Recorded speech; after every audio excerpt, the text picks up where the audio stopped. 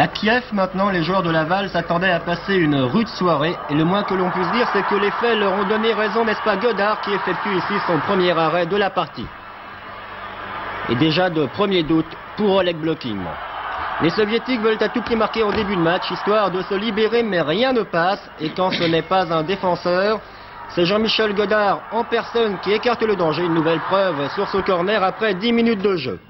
Bien sûr, on se dit que cela ne va pas, ne peut pas durer, d'autant que Kiev monopolise toujours le ballon, mais les Français se découvrent ici un atout de poids, la réussite. C'est le rebond qui sauve Laval. Laval, dont c'était la première participation à une Coupe d'Europe, les Soviétiques, eux, en sont à leur 15e. Et sur ce centre de Demianenko, ils sont bien prêts de marquer le premier but, c'est Bozon qui a dévié en corner.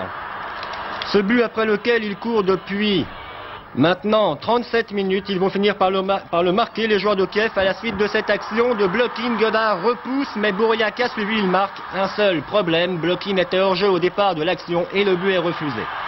0-0 donc à la fin de la première mi-temps, et on se retrouve en deuxième avec un coup franc en faveur de Kiev, tiré par Evtuchenko, mais directement dans le mur, et vous le voyez, les Soviétiques n'ont pas toujours été très adroits.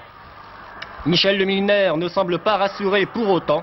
Il va avoir d'autres occasions de trembler, l'entraîneur lavallois, comme sur cette action et sur ce centre. Mais à la réception, Godard est toujours là. Serein finalement, Godard. Pas comme Borisov, nous allons le voir, l'entraîneur de Kiev, qui lui commence à être inquiet. Pas comme Blokin, qui ne parvient pas à se libérer du marquage de Miton. Mais Avarov, qui a remplacé Bouriac, lui, y parvient à s'échapper.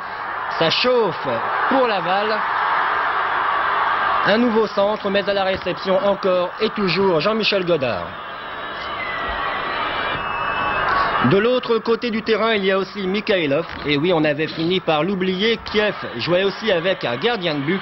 Et attention, attention, car dans quelques instants, il va effectuer son premier et seul arrêt du match. C'est parti, mais on ne peut pas dire que le tir de Stefanini était très dangereux. En fin de match, Godard, par contre, va de nouveau devoir sortir le grand jeu, comme sur ce coup franc de Blokin.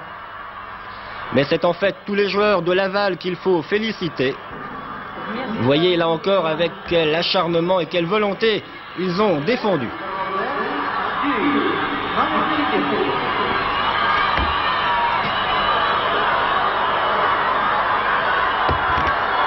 Et c'est finalement Blokin qui rate la dernière occasion du match. 0-0 donc entre Laval et Kiev.